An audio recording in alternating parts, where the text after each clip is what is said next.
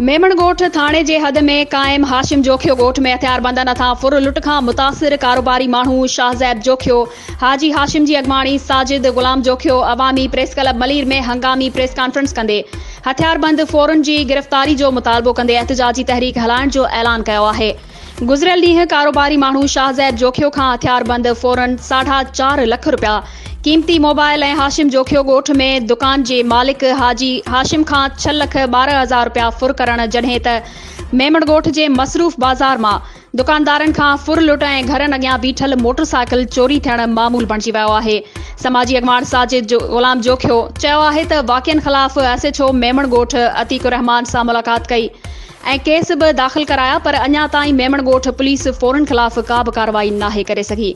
जंहिं सबबि हाशिम जोखियो ॻोठ समेत पूरे इलाइक़े में ख़ौफ़ रास ऐं अदम तहफ़ुज़ जो अहसास फैलिजी वियो आहे। हुननि आईजी सिंध, डीजी रेंजर्स ऐं एसएसपी मलीर खां मुतालबो कयो आहे त वाक़िअनि जो नोटिस वठी ॿी सूरत में एहतिजाजी तहरीक शुरू करण ते मजबूर थी पवंदासीं।